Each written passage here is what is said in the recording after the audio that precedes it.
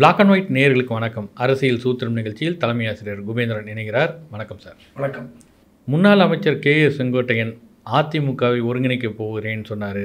எடப்பாடி பழனிசாமிக்கு கெடு விதிச்சார். இன்றைக்கி அதிமுக கட்சி பொறுப்புகளிலிருந்து அவர் நீக்கப்பட்டிருக்கிறார். இந்த நீக்கப்பட்டதுக்கப்புறம் ஹரித்வார் இன்றைக்கி சென்றிருக்கிறார். ஹரித்வாரில் மன நிம்மதிக்காக வந்திருக்கிறேன் அப்படின்றாரு. அதுதான் திட்டமா இல்லை அங்கிருந்து பாஜக தலைவர்களை யாராவது சந்திக்கிறதுக்கான முயற்சிகளை மேற்கொண்டிருக்காரா? மன நிம்மதிக்கு ஹரித்வார் தான் போகணுமா? நிருபர்கள் கேட்குறாங்க, டெல்லியில் யாராவது போய் சந்திக்க போகிறீங்களா, டெல்லி பாஜக தலைவர் சந்திப்பதற்கு அப்பாயின்மெண்ட் வாங்கிட்டீங்களான்னு கேட்குறாரு. இல்லை, நான் ராமரை தரிசிக்க போகிறேன், ஹரித்வாரில் இருக்கிற ராமரை அப்படிங்கிறார். எனக்கு இங்கே ராமர் கோயில் இருக்கா இல்லையான்றதெல்லாம் இல்லை, மன நிம்மதிக்காக எதுக்கு ஃப்ளைட்டை பிடிச்சி டெல்லிக்கு போய் ஹரித்வார் போகணுன்னு நான் கேட்குறேன்.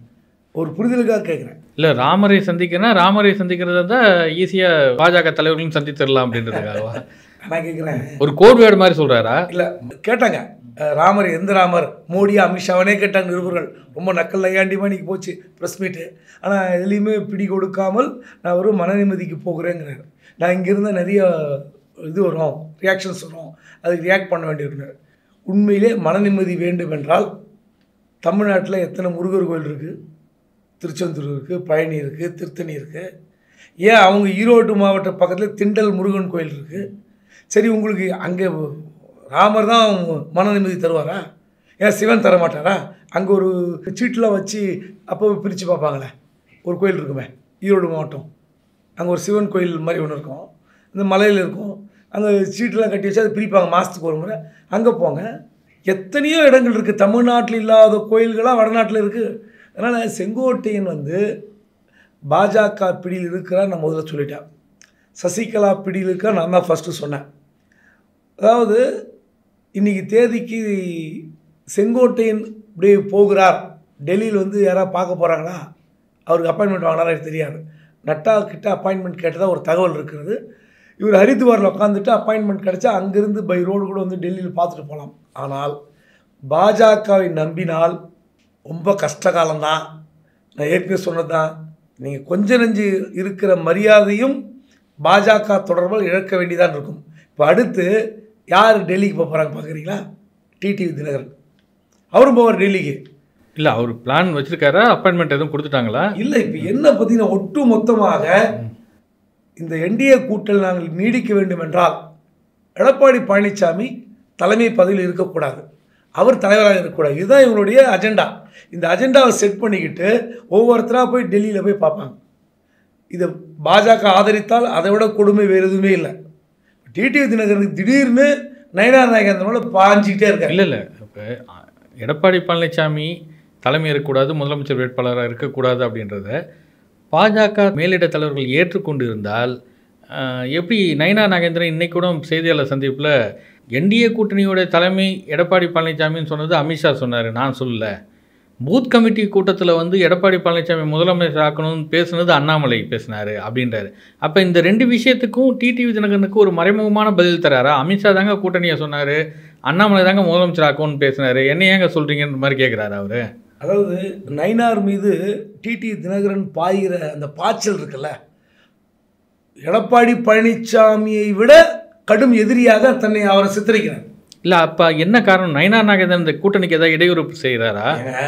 நீங்கள் அண்ணாமலை எடப்பாடி பழனிசாமி எதிர்த்த போது என்ன பேசி கொண்டிருந்தார்கள், மீடியா என்ன பேசணும், மக்கள் என்ன பேசினாங்க, அவர் திமுகவுடைய கைக்கூலி, திமுகவுடைய ஏஜென்ட்டு, எடப்பாடி வேண்டும் என்று எதிர்க்கிறார் அப்படின்னு ஒரு குற்றச்சாட்டு ரெண்டு பக்கம் இருந்தது. சரி, இப்போ நயினார் எடப்பாடி பழனிசாமி முதல்வராக்க வேண்டும் அப்படின்னு பேசின என்ன தப்பு? உடனே என்ன சொல்கிறாங்கன்னா, அதிமுகவுடைய துணை பொதுச் செயலாளராக நயினார் மாறிவிட்டார். எதிர்த்தாலும் தப்பு, ஆதரித்தாலும் தப்பு. எப்படி கூட்டணியில் இருப்பாங்க யாராவது? அந்த கூட்டணியுடைய ஒரு பிரபலமான கட்சியினுடைய மாநில தலைவர், அவருக்கு டே டு டே இன்ஸ்ட்ரக்ஷன் வராமல் இருக்குமா?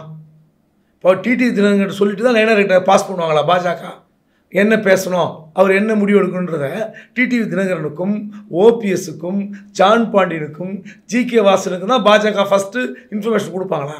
மாநில தலைவர் நயினார், அவருக்கு தான் இன்ஃபர்மேஷன் வரும், அவர் டிசைட் பண்ணி பேசட்டும்.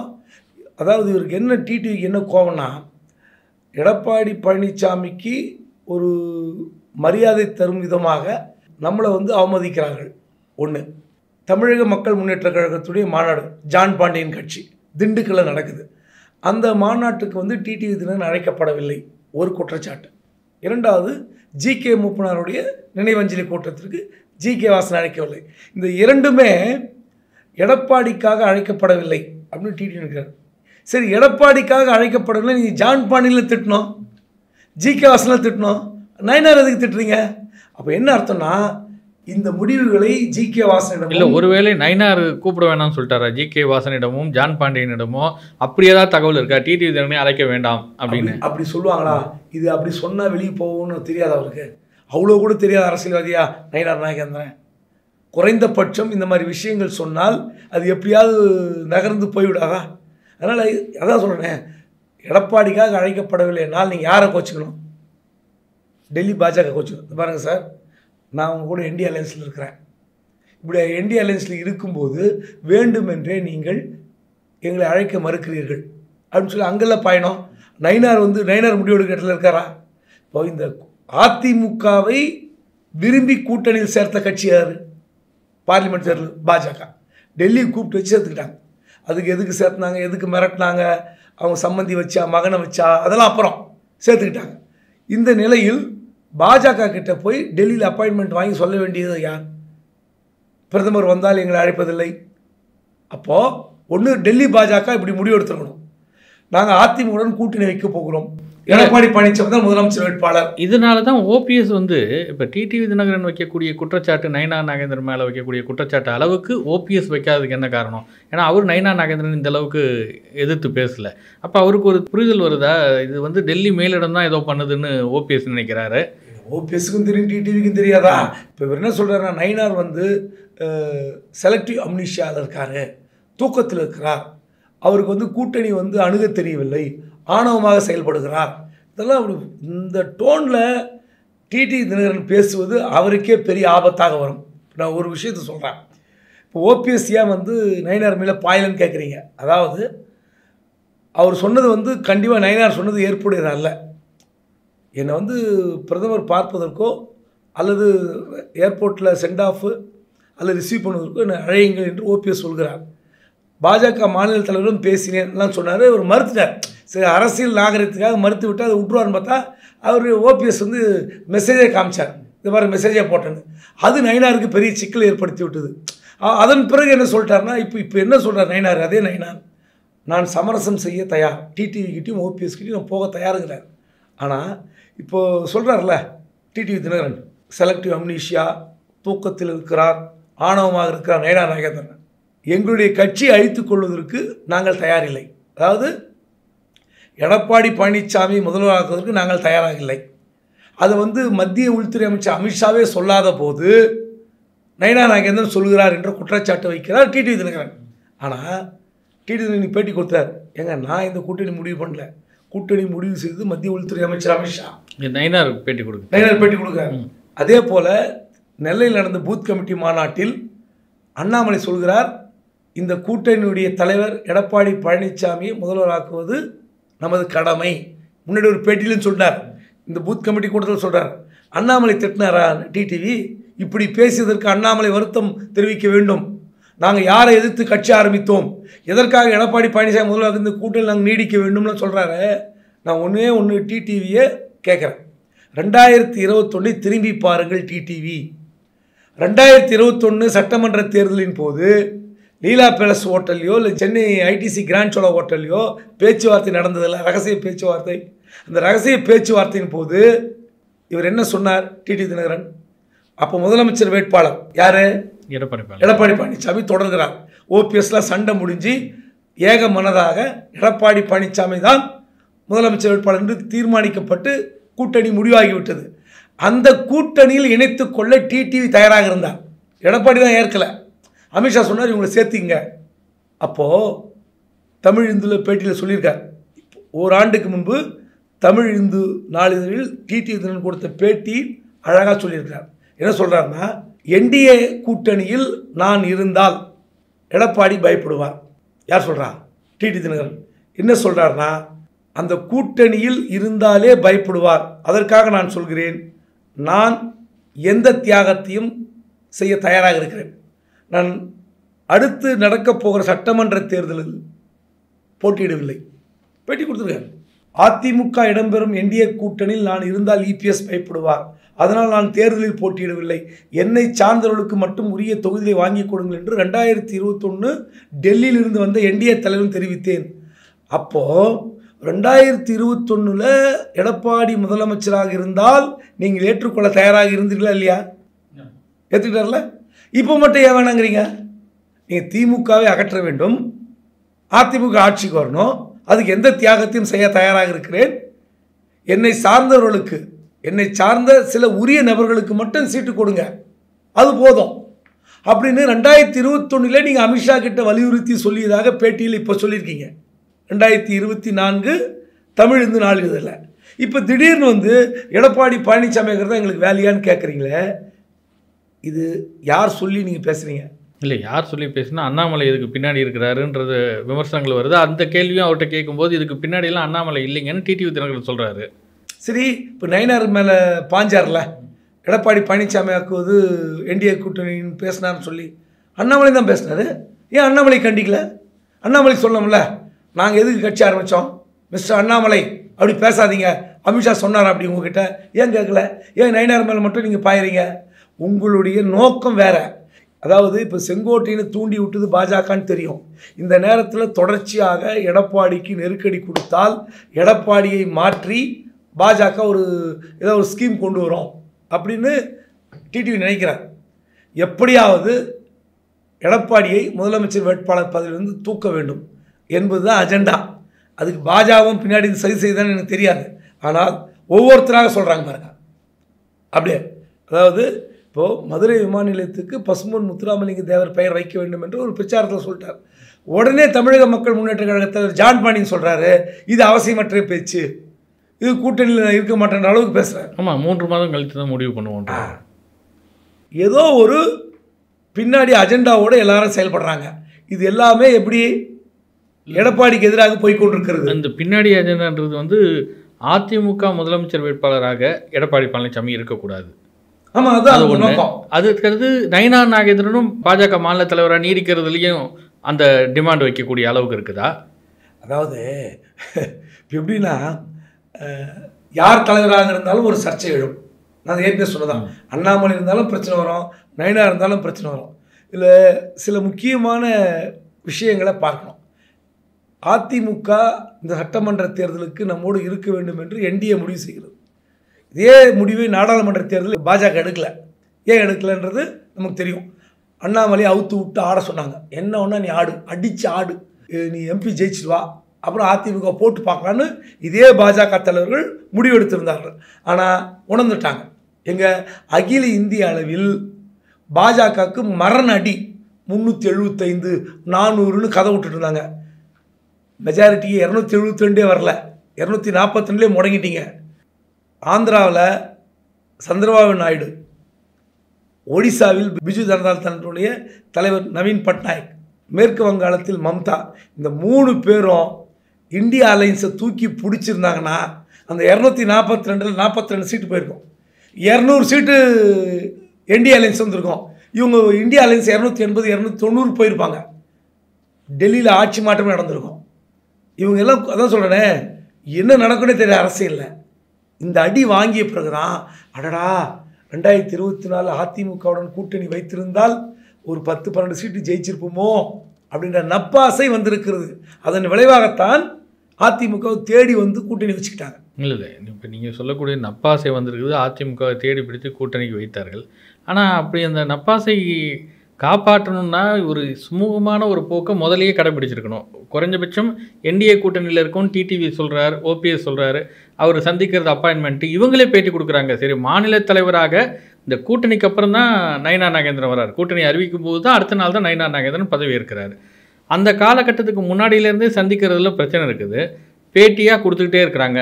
டிடிவி தினகரனும் கொடுக்குறாரு, ஓபிஎஸும் கொடுக்குறாரு. இது எப்படின்னு டெல்லி தலைமைக்கு போயிருக்கோம். இது வரைக்கும் தமிழ்நாட்டில் கூட்டணி கட்சி தலைவர்கள்லாம் சந்தித்து ஒரு பேசுகிறது இல்லை ஒரு பேச்சுவார்த்தை எதையுமே டெல்லி மேலிடம் மேற்கொள்ளையே. இப்போ இன்னொரு பக்கம் அதிருப்தியாக வெளில போயிட்டு இருக்கிறாங்க. அதிமுகக்குள்ளே செங்கோட்டையனை எடப்பாடிக்கு எதிராக பேச வைத்த ஒரு செயல்பாடு. இப்படியெல்லாம் இருக்கும்போது எப்படி இந்த கூட்டணி நப்பாசை அதெல்லாம் இனிமேல் எப்படி எடுபடும்? செங்கோட்டையனை தூண்டி விட்டது யார்? மயிலாப்பூர் ஆடிட்டர் குருமூர்த்தி. நீங்கள் திரும்ப திரும்ப வந்து அதிமுக நீங்கள் போய் கிளறிட்டே இருக்கீங்களே. நீங்கள் ஒன்றிணைய வேண்டும்னா இது முடிவு யார் எடுத்துக்கணும்? என்டிஏ எடுத்துக்கணும். இல்லை, எடப்பாடி பழனிசாமி ஒத்துக்க மாட்டார். அவரை எப்படியாவது ஒரு பிளாக் பண்ணி அதிமுகவில் எடப்பாடி பழனிசாமிக்கு எதிராக ஒரு சூழலை உருவாக்கி அவரை ஒத்துக்கொள்ள வைக்க வேண்டும் அல்லது அவரை மாற்ற வேண்டும். இது 2 தானே அஜெண்டா? இல்லை, நான் கேட்குறேன். இப்போ எடப்பாடி தலைமையிலான அதிமுகவுடன் கூட்டணி வைக்க வேண்டும்னு மத்திய பாஜக முடிவு செய்தில்ல. அப்போது ஏற்கனவே கூட்டணியில் இருக்கிற டிடிவி, ஓபிஎஸ் இவங்களெல்லாம் கூப்பிட்டு பேசியிருக்கணும். நாங்கள் எடப்பாடியோட கூட்டணி வைக்க போகிறோம், உங்களுக்கு என்ன பிரச்சனை, நாங்கள் பார்த்துக்கிறோம், அமைதியாக இருங்க, உங்களுக்கு சீட்டு வாங்கி தரோம், செய்யலாம்ல. நான் கேட்குறேன், இந்த விஷயத்தை பாஜக மூலமாக எடப்பாடிக்கு அழுத்தம் கொடுத்துருக்க முடியும் சார். தேர்தல் நேரத்தில் கூட்டணிக்குள் சேர்த்து கொள்ளலாம்ன்ற முடிவுக்கு எடப்பாடி வந்திருப்பார். அதுதான் கட்சியிலே சொல்கிறாங்க. இப்போ திடீர்னு செங்கோட்டையனை வச்சு ஏன் கலங்கம் பண்ணீங்க? எதுக்காக செங்கோட்டையனை தூண்டி விட்டீங்க? இப்போ செங்கோட்டையன் நீக்கின பிறகு செங்கோட்டையனை நீக்கலாமா? அவர் எவ்வளோ பெரிய தலைவர் தெரியுமா? அவர் வந்து தமிழ்நாடு முழுவதும் அறியப்பட்ட தலைவர். அவரை நீக்குவதற்கு நீங்கள் எப்படி உங்களுக்கு வந்து யோசனை வருது? யார் ஐடியா கொடுத்தாங்க? நான் சொல்லட்டுங்களா? அதிமுகவில் சசிகலா எந்த இடத்துல இருந்தார் சொல்லுங்கள். அதிமுக பொதுச் செயலாளர் ஜெயலலிதா மறைவுக்கு பின்னர் பொதுச் செயலராக ஜெயலலிதா இருக்கும்போது நம்பர் 2 பொசிஷன் தான். ஆமாம், ஜெயலலிதாக்கு அடுத்தபடியான தலைவராக சசிகலா இருந்தார். ஆமாம், சசிகலா நீக்கல, ஜெயலலிதா நீக்கலையா? 2011 டிசம்பரில் நீக்கலையா? நீக்கினாங்களா இல்லையா? அப்போது நான் என்ன கேட்குறேன், அதிகார மையத்தின் உச்சத்தில் இருந்த சசிகலாவை ஜெயலலிதா நீக்கினார். அப்போ என்ன ஒட்டு மொத்தமாக வந்து கொடி பிடிச்சிங்களா? சசிகலாவால் ஆளாக்கப்பட்ட, அடையாளம் காட்டப்பட்ட, ஆதரவு பெற்ற எத்தனை பேர் அமைச்சராக இருந்தாங்க? யாராவது ஒருத்தர் பாய்ஸ் கார்டனுக்கு போய் இல்லை ராயப்பேட்டை ஹெட் ஆஃபீஸுக்கு போய் சசிகலாவை நீக்கியதுக்காக வருத்தம் தெரிவித்து என் பதவியை ராஜினாமா செய்கிறேன்னு ஒரு அமைச்சர் ராஜினாமா பண்ணாரா? நான் கேட்குறேன். அப்போது நீங்கள் ஜெயலலிதா இறப்புக்கு பிறகு அந்த சசிகலாவைத்தான் பொதுச் செயலாளராக நியமித்து தீர்மானம் நிறைவேற்றினீர்கள். அந்த அளவுக்கு சக்தி வாய்ந்த சசிகலாவை நீக்கும்போது, ஜெயலலிதா நீக்கும்போது யாராவது குரல் கொடுத்தாங்களா? ஏன் இல்லை?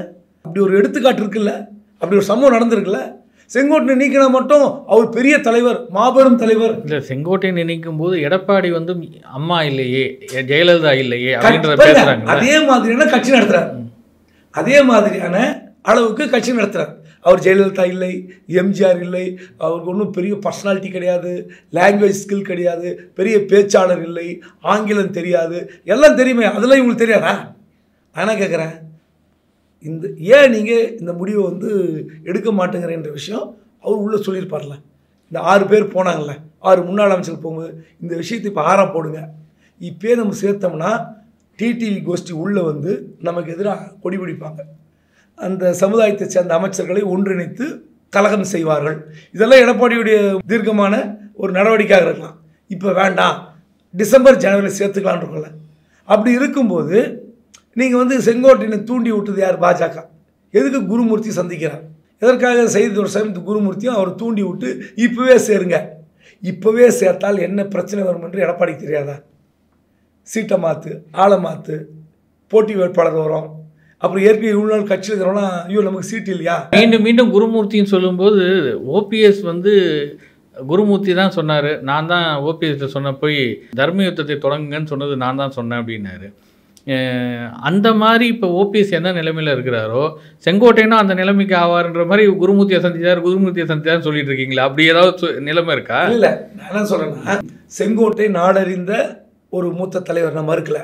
இன்னும் சொல்ல போனால் எடப்பாடி பழனிசாமியை விட தமிழ்நாடு முழுவதும் இருக்கிற கிளை செயலாளர் வரை செங்கோட்டையனுக்கு அறிமுகம் இருக்கும், நான் மறுக்கவே இல்லை. ஏன்னா ஜெயலலிதாவுக்கு 2-3 தேர்தலில் அவர் தான் வந்து டிரான்ஸ்போர்ட் மினிஸ்டர், என்னென்னா ரூட் மேப் போட்டு தர ஒரு வல்லமை படைத்த ஒரு நபர், அவ்வளோதான், இல்லைன்னு சொல்ல. இப்போது இந்த செங்கோட்டையனை ஏன் வந்து சசிகலா முன்னிறுத்தலை?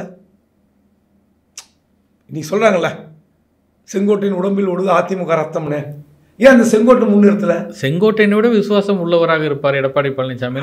நீங்கள் அப்புறம் தானே தெரியுது விசுவாசம் இல்லைன்னு. நான் கேட்குறேன், ஏன் அந்த செங்கோட்டை முன்னிறுத்தலை? ஏன் அதை விட முக்கியமான நபர் வேற யாரும் இருந்திருக்கலாம்ல. இங்கே பாருங்கள், இதே ஓபிஎஸ்ஸை கழுத்து பிடிச்சி வெளியே தள்ளினது யார்? தினகரன், சசிகலா, இந்த கும்பல் தானே. இவங்க தானே வெளியே தள்ளினாங்க. அவர் தான் துரோகின்னு பேசினாங்க.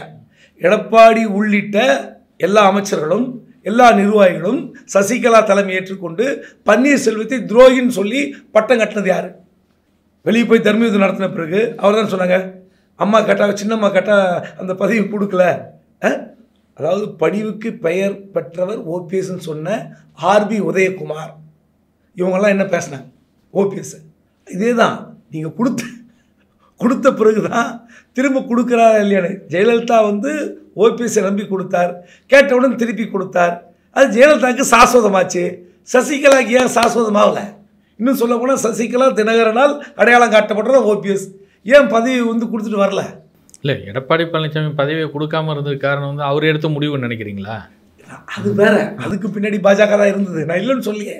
பாஜக பின்னணியில் தான் எடப்பாடி வளர்ந்தார், உயர்ந்தார், அதிகாரத்தை தக்க வைத்து கொண்டார். மறுக்கவே முடியாது. நான் அதெல்லாம் சொல்லியே. எடப்பாடின்னு அப்படி போய் சுயம்புவா கோவத்தூரில் பிடிச்ச உடனே அப்படியே மறுநாள் அப்படிலாம் கிடையாது. அவருக்கு பின்னாடி பிஜேபி பேக் பண்ணுச்சு, இல்லைன்னு சொல்ல. இதை விட முக்கியமான விஷயம், நீங்களே ஒருத்தனை வளர்க்குறீங்க, இல்லைன்னு சொல்ல. உங்கள் கண்ணெதிரே வந்து ஒரு உச்சபட்ச வளர்ச்சி பெறுகிறார். அதுக்காக உங்கள் காலடியிலே விழுந்து கிடக்கணும், காலையே சுற்றி வரணும் கிடையாது. வேறு வழி இல்லை. திடீர்னு மேல் எழுந்தவர் நீங்கள் எப்படி நடந்துக்கிறீங்கன்னு ஒன்று இருக்குது. அந்த நடத்தை தான் முக்கியம். அந்த நடத்தையை அவரும் உணரணும், நீங்களும் உணர்ந்துக்கணும். நம்ம உருவாக்கினால தானப்பா. அதுக்காக வந்து எப்போ பார்த்தாலும் வந்து 10 பேர் மணி மட்டம் தட்டுறது, அப்புறம் இங்கேயே உட்காந்துருக்குன்னு நினைக்கிறது, இதெல்லாம் நடக்காது. ஒரு உயர்ந்த பதவிக்கு போகும்போது நீங்களும் அந்த இடத்த நீங்கள் விட்டு தரணும், அவரும் அதை புரிஞ்சிக்கணும். நீங்கள் அதெல்லாம் செய்யாதனால தான் இன்றைக்கி வந்து இத்தனை ஃப்ராக்ஷன் இருக்குது ஏடிஎம்கேல. ஒன்றே ஒன்று, திரும்ப செங்கோட்டையனை வைத்து நீங்கள் கலகம் செய்வது போல் வேறு யாரையாக வச்சு கலகம் செஞ்சீங்கன்னா, டார்ச்சர் பண்ணிகிட்டு இருந்தீங்கன்னா, இப்போ டிடிவி சொல்கிறார் கூட்டணியிலேருந்து முடிவு எடுக்க முடியாது, எடப்பாடி முதலமைச்சர் வேட்பாளர் ஏற்றுக்க முடியாது. அதே ஜான் பாண்டியன் அண்ணாமலை பதவி எப்படி போய் தவிச்சிட்டு இருக்காரோ அந்த மாதிரி அவர் தூண்டி விடுறாரான்னு தெரியாது. இல்லை, இப்போ என்டிஏ கூட்டணியில் நாடாளுமன்ற தேர்தலில் சந்தித்த ஓபிஎஸ் கூட்டணியிலேருந்து விலகிட்டார், டிடிவி விலகிட்டார் அனௌன்ஸ் பண்ணிட்டாரு, ஜான் பாண்டியன் நான் 3 மாதம் கழித்து தான் சொல்வேன்றார். இப்படி வரிசையாக கூட்டணியிலேருந்து இந்த கட்சிகள்லாம் போயிட்டு இருக்கும்போது ஒருவேளை பாஜக அதிமுகவுடன் கூட்டணி ஏன் அப்படின்ற ஒரு மறுபரிசீலனை செய்யுமா? பாஜக செய்யாது, எடப்பாடி செய்வார். இதே மாதிரி டார்ச்சர் பாஜக செய்து கொண்டிருந்தால் எடப்பாடி ஒரு முடிவுக்கு வருவார். அதாவது இவங்கெல்லாம் நினைக்கிறாங்கன்னா எடப்பாடி எல்லோரையும் நீக்கி கொண்டே இருப்பார், கடைசியில் தனிமரம் ஆகிவிடுவார். அவ்வளோ ஒன்றும் மோசமான அரசியல்வாதி அல்ல, தன்னை உணராதவர் அல்ல. அதாவது தன் மீது நம்பிக்கை இருக்கா இல்லைன்றது அது வேறு விஷயம், அது டிபேட்டபிள். இவர் வந்து சில விஷயங்களை அரவணைத்து செல்லணும், நானே சொல்லியிருக்கேன். ஒரு குறைந்தபட்சம் சீனியர்கள்கிட்ட கலந்து ஆலோசிக்கணும், அவங்க சீனியர்கள் கருத்து கேட்கணும். அதுவே அவருக்கு ஆடட் அட்வான்டேஜாகவும் ப்ளஸ்ஸாகவும் இருக்கும். ஆனால் சீனியர்களை மதிப்பதில்ன்ற குற்றச்சாட்டு இருக்குது. காரணம் என்னென்னா, சீனியர்கள் வந்து கருத்து சொல்லி எதாவது செய்ய போய் அது அவருக்கு நெகட்டிவ் ஆகணுன்ற பயம் இருக்குது. அந்த பயத்தை முதல்ல தூக்கி போடணும் எடப்பாடி. ரெண்டாவது, சீனியர்கிட்ட கலந்து பேசணும். இப்போ செங்கோட்டையன் எடுத்த முடிவு எல்லாரையும் வர சொல்லி திண்டுக்கல்ல உட்காந்து பேசி எடுத்த முடிவுன்னு சொல்கிறாங்க. அதை விட முக்கியமான விஷயம், பாஜக தொடர்ச்சியாக இப்படி டார்ச்சர் செய்து கொண்டிருந்தால் கண்டிப்பாக எடப்பாடி பாஜக கூட்டிலிருந்து வெளியேறி விடுவார். பாஜக வெளியேற வேண்டியதில்லை, இவர் வெளியேறி விஜய் பக்கம் விடுவார். இல்லை, இப்போ ஒருவேளை செங்கோட்டையனை பாஜக மேலிடம் சந்திக்கிறது என்ன செய்து விடுவார் எடப்பாடி? டிடிவி தினகரனை சந்திக்கிறாங்க. கண்டிப்பா இந்த மாதிரிலாம் பாஜக செய்து கொண்டிருந்தால் விஜய் பக்கம் போயிடும். இல்லை, அப்படி போகலாம். அப்போ எடப்பாடி இல்லாத ஒரு அதிமுக அப்படின்றது ஒன்று உருவாக்கி பாஜக கூட்டணி வைக்குமா? ஒரு முறை எடப்பாடி இல்லாத அதிமுக, இரட்டை இலை சின்னத்தை முடக்குவது, இப்படியெல்லாம் பாஜக செஞ்சு வச்சுங்களேன். ஏங்க இன்னொன்று சொல்லட்டுமா? எடப்பாடி பாணியில் சொல்கிறேன். இப்போ வந்து செப்டம்பர் மாதம், இப்போ ஒரு 3 மாதம், அடுத்து ஒரு 3 மாதம். அவர் பாணியில் சொன்னால் 6 அமாவாசை தான், தேர்தலுக்கு இன்னும் 6 அமாவாசை தான். இந்த 6 அமாவாசை காலத்தில் நீங்கள் வந்து பாஜக வந்து சின்னத்தை முடக்குவது, ஆளை மாற்றுவதெல்லாம் பண்ணிங்கன்னா வேலைக்கு ஆகாது. அவர் வந்து இப்படியே பண்ணிட்டுனா விஜய் பக்கம் போய் ஒரு கூட்டணி அமைத்தால் யாரும் ஆச்சரியப்பட முடியாது. அப்புறம் அதிமுக விஜய் கூட்டணி சேர்ந்தால் சொல்ல தேவையில்லை. நீங்கள் கவலை, நீங்கள் என்ன வேணால் கேஸ் போட்டுக்கோ, என்ன வேணால் ரைடு பண்ணு, யாரை வேணால் கைது பண்ணு, சம்பந்தியாக கைது பண்ணு, பையனையாக கைது பண்ணு, யாரை வேணால் கைவை. கண்டிப்பாக இந்த மாதிரியானது தான் முடிவை எடுப்பார் எடப்பாடி. நன்றி. நன்றி.